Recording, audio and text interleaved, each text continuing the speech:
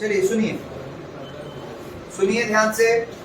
आज जो टॉपिक पढ़ाएंगे कुछ स्पेशल ट्रांजैक्शंस है जिसका एंट्री भी स्पेशल होगा, ठीक है, उसी से रिलेटेड। जल्दी से एकदम क्वेश्चन को लिखिए। पहले क्वेश्चन नंबर कितना होगा? 14 लिखिए। क्वेश्चन नंबर 14 लिखिए। बोले पास journal entries for the following transaction. Pass journal entries for the following transaction. For the following transaction 1 2 3 4 करके लिखते जाइएगा, ठीक है। 1 नंबर बोले started business with cash. Started business with cash ₹30,000 ₹30,000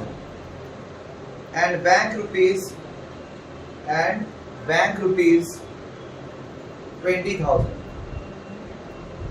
bank rupees 20,000 हुआ क्या?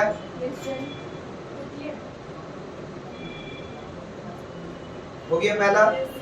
Second, purchase goods worth rupees. Purchase goods worth rupees 5,000 for cash. For cash at trade discount. At trade discount 20% and cash discount 5%। 5% हो गया क्या? Full stop. Third number, purchase furniture. Purchase furniture for cash. Purchased furniture for cash worth rupees 10,000 and carriage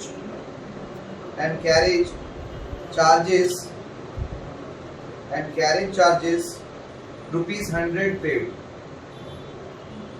rupees 100 paid हो गया full stop. Fourth number, rupees 252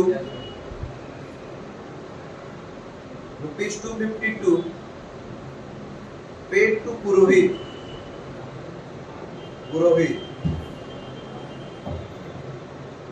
for offering worship, ठीक है। Out of विच, ये एक नया ट्रांजैक्शन है, out of which rupees 101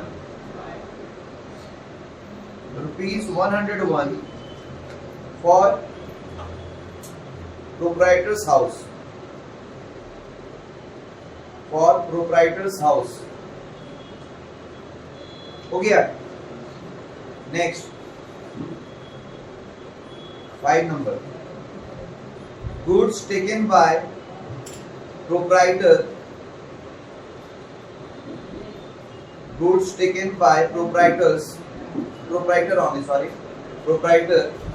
rupees 300। proprietor rupees 300 हुआ। 6 number, 6 होगा ना। sold goods worth rupees 6,000 to Ramesh। 6,000 to Ramesh हो जाएगा तो बोलना। फुल स्टॉप हो गया। 7 number, received cash rupees 2,000 and check rupees 4,000 from Ramesh। 7 तक हो गया ना? क्या लिखे थे? receive cash rupees 2,000 and check rupees 4,000 from Ramesh, ठीक है। full stop। the check was not deposited into bank। उसी में the cheque was not deposited into bank. हो गया क्या? नॉट डिपॉजिटेड इनटू बैंक हो जाएगा तो बोलना। और 8 नंबर है check received from Ramesh, check received from Ramesh deposited into bank, deposited into bank. हो गया क्या? 8 ट्रांजैक्शन है, कितना लाइन में फॉर्मेट बनाना होगा?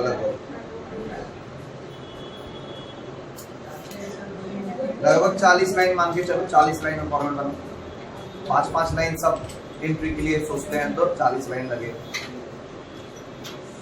जल्दी फॉर्मेट बनाओ 40 लाइन का।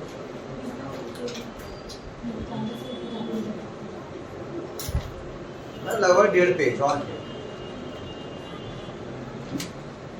एक छोटा सा वर्किंग भी है एक टॉपिक में, जहाँ पे कैश डिस्काउंट और ट्रेड डिस्काउंट था, उसका एक वर्किंग भी करना होगा।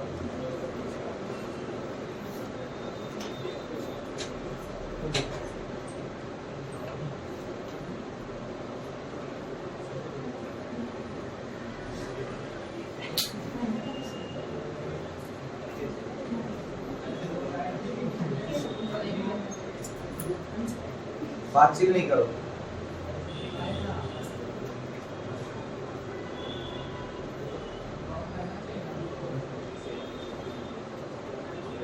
बोले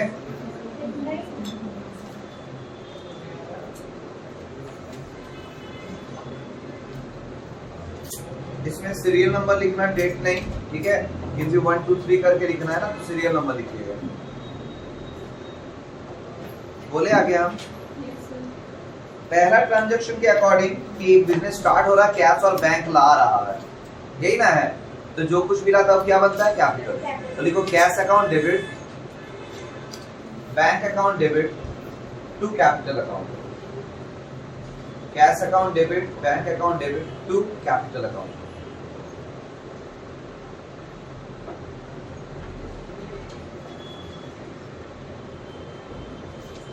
दो लाइन नरेशन भी छोड़ दीजिए।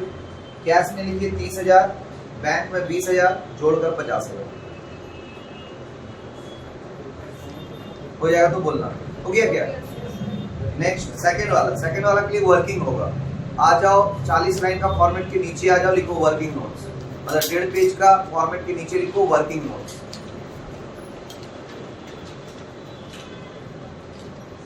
वर्किंग नोट्स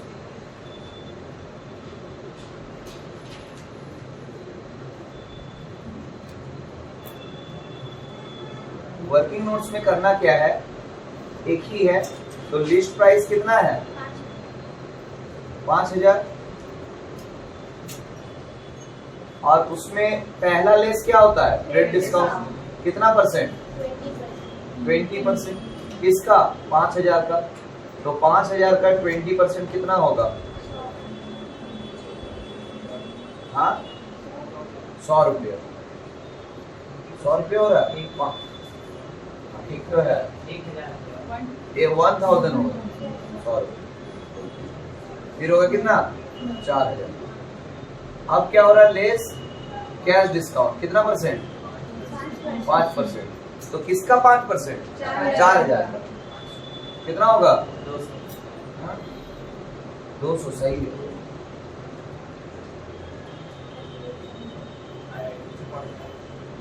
ठीक है। तो 200 अगर करते हैं तो कितना बच जा रहा है? 3800। तो दिक्कत? तो देखो ट्रेड डिस्काउंट का एंट्री नहीं होता है, लेकिन कैश डिस्काउंट का एंट्री होता है, इसलिए इसको वर्किंग में दिखाना जरूरी है। ठीक है। मतलब 5,000 का हिसाब नहीं होगा, 4,000 का हिसाब होगा। एंट्री लिखो।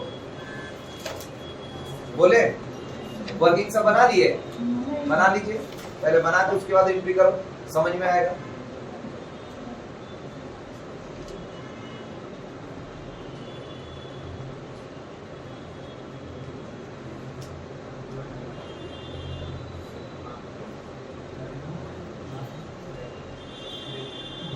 बोले लिखो purchases account debit, purchases account debit to cash account, cash account to discount received account, to discount received account. हो गया क्या? तो purchase account debit to cash account to discount received account. कैश में लिखो 3800, डिस्काउंट रिसीव्ड में लिखो 200, जोड़कर परचेज में लिखो 4000। क्लियर है? आगे थर्ड नंबर, फर्नीचर परचेज कर रहे हैं और उसमें 100 रुपया का कैरेज भी दिए। तो हम बोले थे, याद होगा कि जब हम लोग कोई भी एसेट्स परचेज कर रहे हैं उससे रिलेटेड अगर खर्च होता है तो फिर उसी में ऐड हो जाता है। तो furniture account debit to cash account लिखो, furniture account debit to cash account. इन अमाउंट कितना हो जाएगा? 10,000 रुपया का फर्नीचर था और भाड़ा लगा है 100 रुपया का, तो 10,100 रुपया, 100 रुपया भाड़ा लगा है। तो furniture account debit to cash account में 10,100। इसको अलग से भी बहुत कोई एंट्री करता है, सर कैरेज का अलग से कर दे, carriage account debit to cash account, वो भी सही है, गलत नहीं है। ठीक है, दोनों हो सकता है। कंबाइंड एंट्री में ये भी हो सकता है कि furniture account debit 10,000, carriage account debit 100 to cash account 10,100। तो तीनों ही होता है, तीनों ही गलत नहीं। ठीक है, कोई दिक्कत? मतलब ये नहीं कि कोई और कुछ बोल दिया तो तुमको लगा अरे गलत बता रहे हैं क्या, नहीं, तीनों ही होता है। तुम अगर जिस चीज में खर्चा कर रहे हो, जैसे कभी अगर टीवी खरीदते हैं तो इंस्टॉल करने आता है, तो इंस्टॉलेशन में जो चार्जेस होता है, जब कोई पूछेगा टीवी कितना में लिए, तो 10,000 का टीवी लिए तो इंस्टॉल करने में 1,000 रुपया लगा, बोलते हैं 11,000 रुपया का लिए। तो टीवी का हिस्सा बन जा रहा है कि नहीं? वो क्लियर हुआ मेरा बात? चलो नेक्स्ट, 4 नंबर बहुत अच्छा क्वेश्चन है। क्या हुआ कि ऑफिस में भी पूजा करवाया और घर में भी पूजा करवाया पंडित जी से, और दोनों मिलाकर 252 रुपया दिया। 151 दिया है ऑफिस के लिए और घर वाला पूजा के लिए दिया है 101 रुपया। तो जो घर वाला होगा वो ड्रॉइंग्स हो जाएगा कि नहीं, और जो ऑफिस में खर्चा हो रहा है वो सन्ड्री एक्सपेंसेस। क्या बोलेंगे उसको? कि पूजा वाला खर्चा का नाम का कोई तो अकाउंट है नहीं, तो वो इधर उधर वाला खर्चा को हम लोग क्या बोलते हैं? Sundry expenses. तो लिखो सन्ड्री एक्सपेंसेस अकाउंट डेबिट, मतलब बिजनेस को छोड़कर जो अदर एक्टिविटीज में खर्चा होता है ऑफिस में, उसको हम लोग सन्ड्री एक्सपेंसेस बोलते हैं। बात समझ में आया? तो लिखो sundry expenses account debit.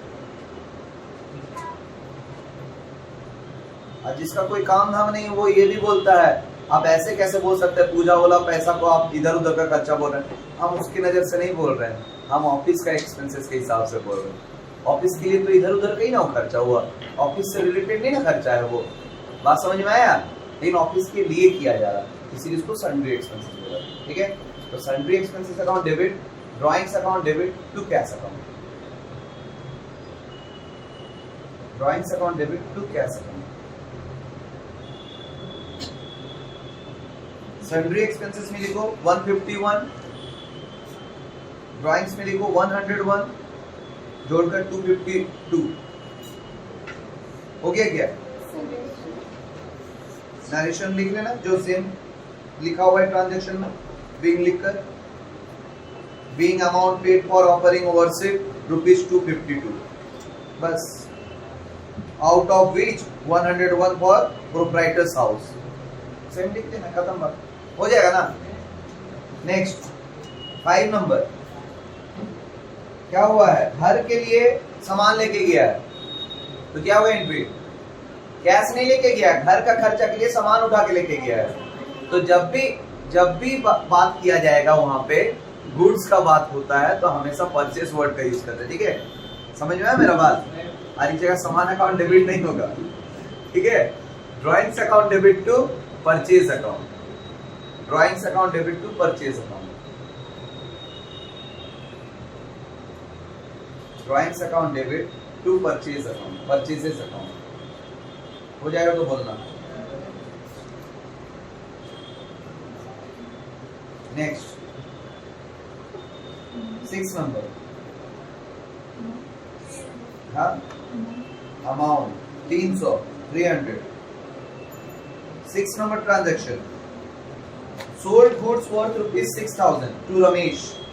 Ramesh को बेच रहे, तो Ramesh's account debit to sales account, Ramesh's account debit to sales account.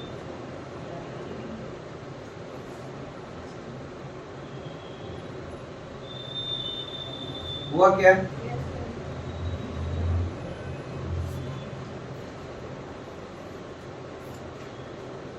Seven number क्या हुआ कि रमेश जब पेमेंट करने आया तो 2,000 रुपया कैश दिया और 4,000 का चेक दे दिया। उस दिन वो चेक का डिपॉजिट नहीं किया। तो जब चेक का डिपॉजिट के बारे में आगे लिखा हुआ हो, बात को समझो, सिचुएशन बहुत कोई नहीं समझता है, बार बार इस बात को कहना चाहते हैं कि कभी चेक से अगर पेमेंट हमको मिल रहा है, हम दे रहे तो बैंक ही होगा, हमेशा बैंक लिखना है। अगर मेरे द्वारा चेक से पेमेंट हो रहा है तो हमेशा बैंक लिखाएगा, क्लियर। लेकिन हमको अगर चेक मिल रहा है तो कंडीशंस क्रिएट होते हैं, या तो चेक डिपॉजिट के लिए बाद में लिखा गया है, या तो चेक का डिपॉजिट तुरंत कर दिया गया है, या तो चेक का डिपॉजिट के बारे में नहीं लिखा, बस चेक रिसीव लिख दिया है। ये 3 सिचुएशन क्रिएट होता है। अगर एक एक करके समझाते हैं, अगर चेक मिला तुरंत बैंक में डिपॉजिट हुआ तो फिर वहां पे बैंक वर्ड का यूज होगा, चेक इन हैंड का यूज नहीं होगा। उस चेक का डिपॉजिट किसी और दिन किया जा रहा है या बाद में कभी किया जा रहा है, तो उस टाइम में, उस सिचुएशन में चेक इन हैंड वर्ड का यूज करेंगे। और अगर चेक दे रहा है और उसका डिपॉजिट का जिक्र कहीं नहीं है तो वो कैश कहना है, या चेक इन हैंड लिखने से भी गलत नहीं है कि कैश भी है और चेक भी है, तो उस टाइम तो सिमिलर हो जाएगा ना, और डिपॉजिट का बात नहीं लिखेगा, तब कैश और चेक इन हैंड अलग अलग दिखाना। लेकिन अगर कैश का जिक्र ना है, ओनली कैश, चेक लिखा है और उसका डिपॉजिट नहीं लिखा है, तो कैश लिखेंगे। क्लियर हुआ मेरा बात?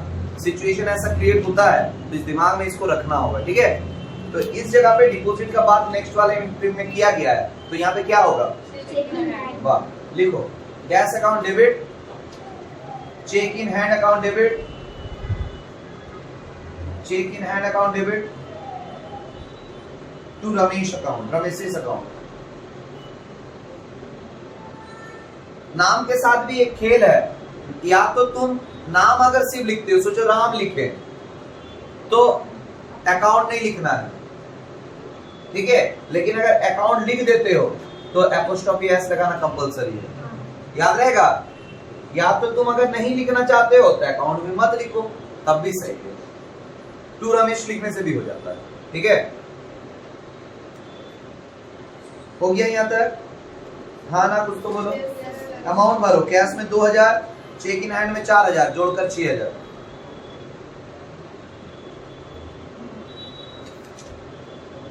हुआ? नेक्स्ट 8 नंबर आखिरी, वही चेक को वो जाके बैंक में डिपॉजिट किया है, तो bank account debit to cheque in hand account. आखिरी entry, bank account debit to cheque in hand account. हो गया कंप्लीट। नेक्स्ट क्वेश्चन लिखो।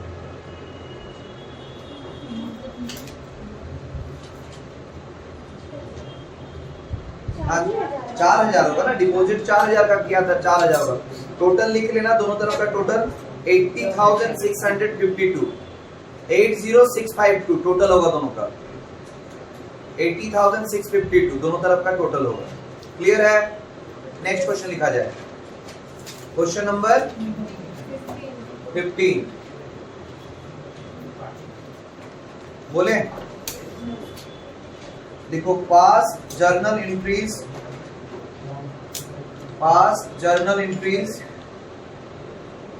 for the following transactions, past journal entries for the following transactions in the books of Satyam, in the books of Satyam, in the books of Satyam। हुआ? 1 2 3 करके लिखिएगा। 1 number,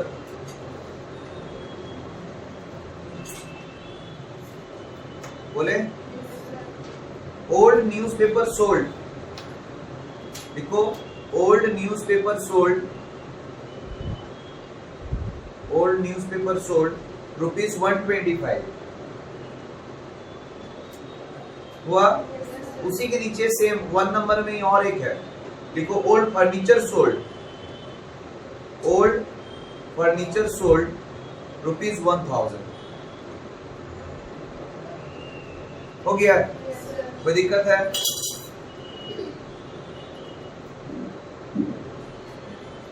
बोले आगे बोले। Second number, paid for life insurance premium, bracket में self लिख देना, paid for life insurance premium bracket में सेल्फ, खुद का, ₹1500, 1500 हुआ, 1500 हो गया। Third number, bought a table fan, bought a table fan for ₹1000 for domestic use,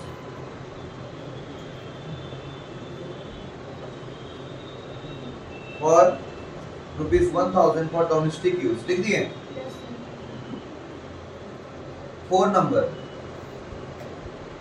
number transaction, goods sold for cash, goods sold for cash, sold for cash to a customer for ₹10,000, for ₹10,000 and collected 8% GST on it, and collected 8% GST on it, full stop।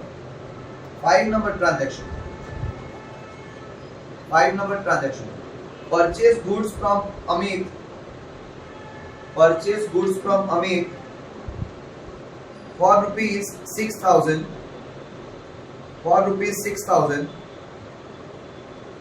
and the payment was made by check,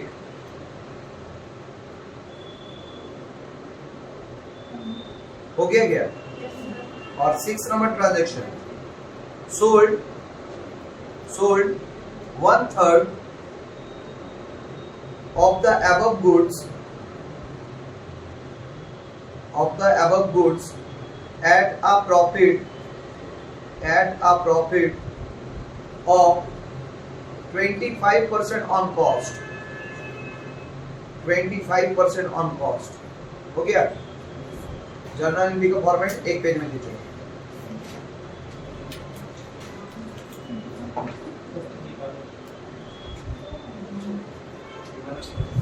journal entry का format एक page में खींचो।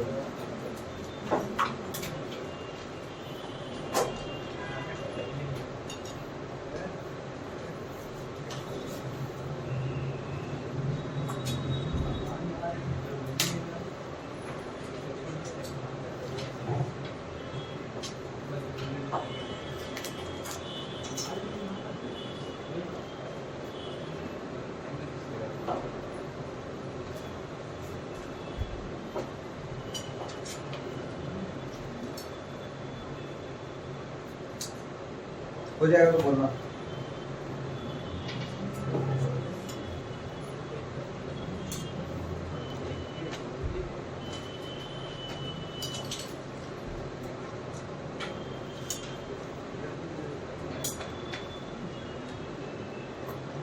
खींच लोगे तो बोलना। ऊपर क्या लिखना है? Journal entries in the books of Satyam, लिख दिए ना? इसमें भी सीरियल नंबर होगा क्योंकि डेट नहीं था। हो गया? बोले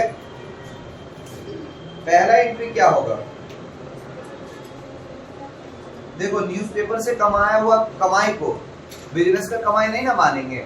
जिस तरह से पंडित का खर्चा को बिजनेस का आउटसाइड एक्सपेंसेस के रूप में माना गया, सन्ड्री एक्सपेंसेस बोले, उसी तरह ये इनकम को हम लोग बोलते हैं सन्ड्री इनकम। तो लिखो कैश अकाउंट डेबिट, पहला एंट्री नया है ना, न्यूज़पेपर से कमाया हुआ पैसा है, देखो नया है कि नहीं? तो लिखो cash account debit to sundry incomes account sundry income account to furniture account, to furniture account. Sundry income के बगल में न्यूज़पेपर लिख के रखो तो याद रहेगा तुमको, ठीक है। छोटा सा ब्रैकेट में लिख दो न्यूज़पेपर सन्ड्री इनकम के बगल में। अमाउंट भर लो 125, 1000 जोड़कर 1125। न्यूज़पेपर वाला में 125 और फर्नीचर वाला में 1000 जोड़कर 1125 हो गया। नरेशन क्या लिखोगे? Being newspaper and furniture sold, newspaper and furniture sold.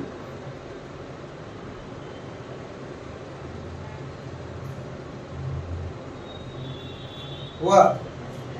अब देखो लाइफ इंश्योरेंस प्रीमियम में पेड किया जा रहा है, ठीक है, तो खुद का खर्चा है तो ड्राइंग्स कहलाएगा। तो लिखो drawings account debit to cash account, drawings account debit to cash account 1500। Mention क्या लिखोगे? Being life insurance premium paid, being life insurance premium paid.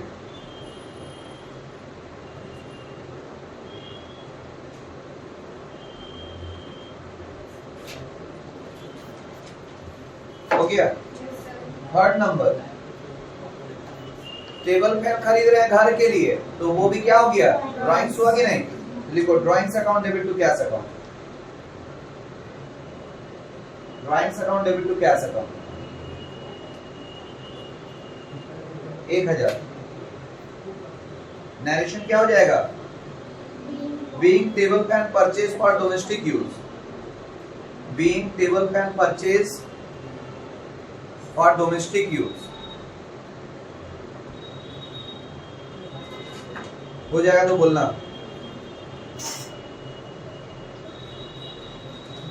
हुआ। 4 number, cash account debit to sales account to GST collected account. बोला था ना कि जो बेचे हैं उसमें जीएसटी का भी पैसा कलेक्ट किए हैं, उसको हम कहते हैं to GST collected account. GST का अलग से हम लोग पूरा एंट्री सीखेंगे, परचेज के टाइम क्या होता है, सेल के टाइम क्या होता है, रेंट ले रहे हो वहां पे जीएसटी अगर ले रहा है तो क्या होगा, सब चीज बताएंगे, ठीक है। तो जीएसटी अलग टॉपिक ही है। अभी सिर्फ एक छोटा सा बोला है कि सेल करे तो उससे जीएसटी कलेक्ट किए, उसको जीएसटी कलेक्टेड अकाउंट कहते हैं, ठीक है।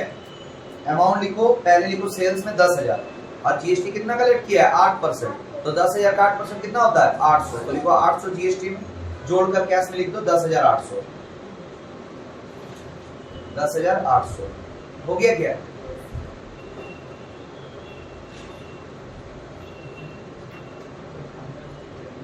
परचेज कर रहे हैं गुड्स चेक के थ्रू, क्या एंट्री होगा?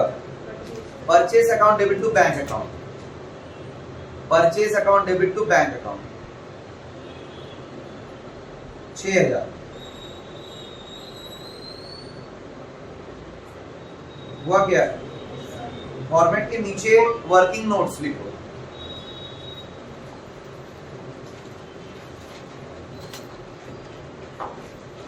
वर्किंग नोट्स में लिखो। देखो 6,000 का 1/3 वो क्या किया है? बेचा है, समझे मेरा बात? तो कॉस्ट प्राइस कितना होगा? कॉस्ट प्राइस इक्वल टू 6,000 का 1/3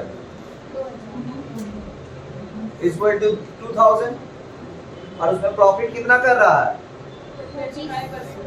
25%, मतलब तुम्हारा 25% ऑन कॉस्ट, तो प्रॉफिट इक्वल टू 2,000 का 25%, मतलब कितना हो जाएगा?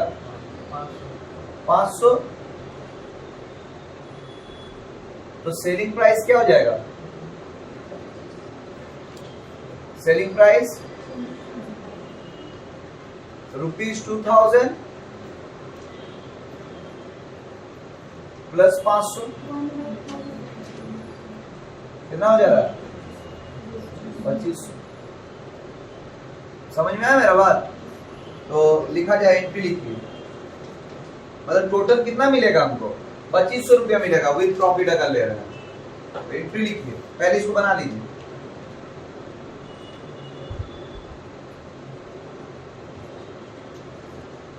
समझ में आ रहा है ना सबको? कोई दिक्कत आ रहा है ना? 40 से ज्यादा का